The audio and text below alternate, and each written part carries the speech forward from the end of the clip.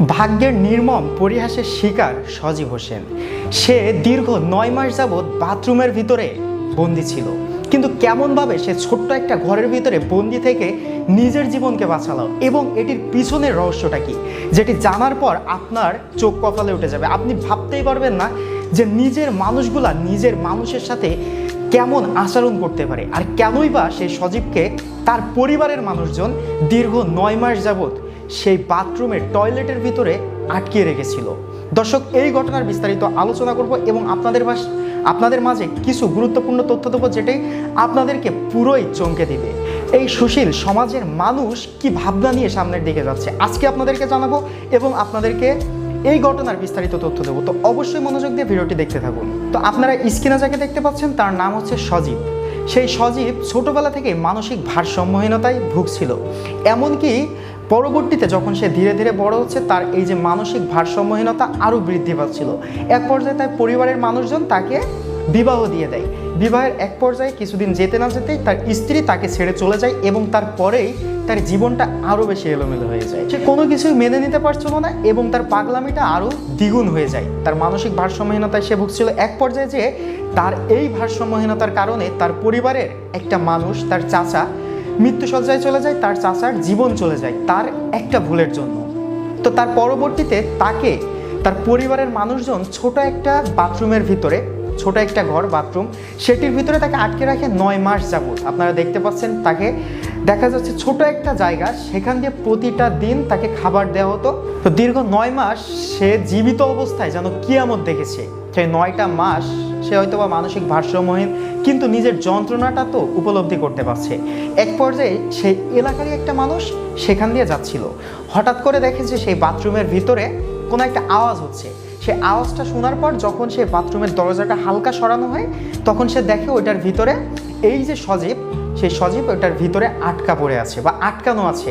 তো সে বুঝতে পারেনি যে এটার রহস্যটা কি। বাইরে থেকে তালা মারা আছে, বাথরুমের দরজায় তালা মারা আছে। পরবর্তীতে পুলিশকে ইনফর্ম করে, ব্রাহ্মণবাড়িয়ার পুলিশকে যখন ইনফর্ম করা হয়, তখন তার পরবর্তী দিনে পুলিশ সেখানে আসে এবং এই ঘটনার সত্যতা বের করার চেষ্টা করে। কি আছে এই ঘটনার পিছনে? এই ঘটনাটি ঘটিয়েছে তার পরিবারের মানুষজন।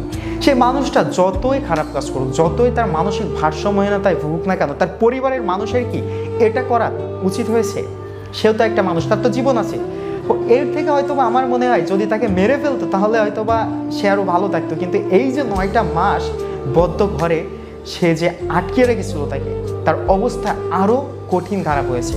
পরবর্তীতে পুলিশ যে ব্রাহ্মণবাড়িয়ার পুলিশ যে তাকে, সেই সজীবকে সেখান থেকে উদ্ধার করে। দর্শক, এই ঘটনার একটি ভিডিও ফুটেজ আছে, সেটি আপনাদেরকে দেখাবো। এইটা হচ্ছে বাস্তব উদাহরণ। আমাদের সমাজের মানুষ, আমাদের দেশের মানুষ, যে মানুষগুলা আসলে যদি পরিবারের মানুষও মনে করে আপনি সেই পরিবারের জন্য ভাই আতঙ্ক, তাহলে আপনাকে ভাই সেই পরিবার থেকে দূরে সরিয়ে দেবে। আপনি বাঁচেন বা মরেন এটা নিয়ে সেই পরিবারের মাথা ব্যথা থাকবে না। যেমনটা দেখতে পাচ্ছেন এই যে সজীব, সে তার পরিবারের জন্য, তার পরিবারের কি করা উচিত ছিল যে তার পরিবার তাকে ভালো করার চেষ্টা করবে, সর্বদাই তাকে সাপোর্ট দিবে, তাকে ভালো করবে, কিন্তু তাকে একাকিত্ব ঘরের ভিতরে আটকে রেখে, তাও আবার বাথরুমের ভিতরে আটকে রেখে তাকে আরও মানসিক ভারসাম্যহীনতার দিকে ঠেলে দিয়েছে।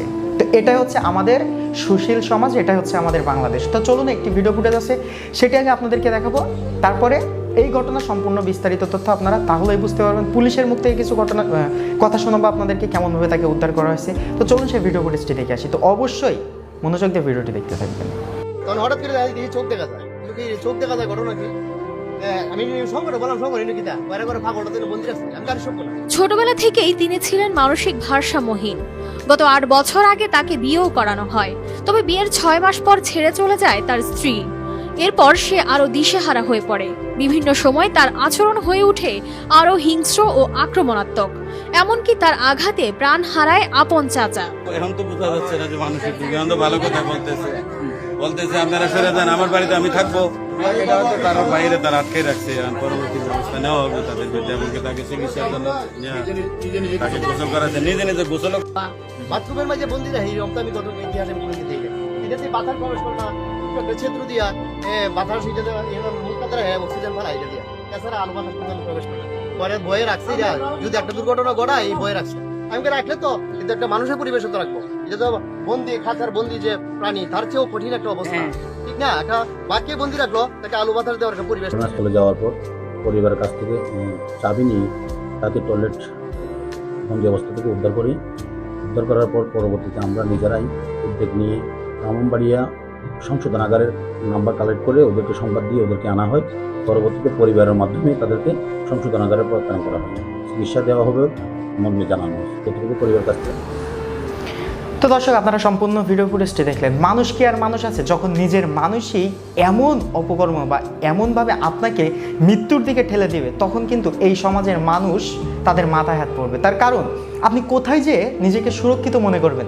একটা মানুষ, একটা সন্তান নিজের পরিবারের কাছে, নিজের মা বাবার কাছে, নিজের মানুষের কাছে নিজেকে সবসময় সেভ মনে করে, কিন্তু নিজের মানুষই যখন তাকে বিপদের দিকে ঠেলে দিবে, তখন বলার কোনো ভাষা থাকে না। তো যাই হোক, এই ঘটনা নিয়ে আপনাদের যে মন্তব্য অবশ্যই কমেন্ট করে জানাবেন এবং পরবর্তী ভিডিওর জন্য চ্যানেলটি অবশ্যই সাবস্ক্রাইব করে আমাদের সাথে থাকবেন। দেখা হবে নেক্সট ভিডিওতে। সেই পর্যন্ত ভালো থাকবেন, সুস্থ থাকবেন এই কামনা করি।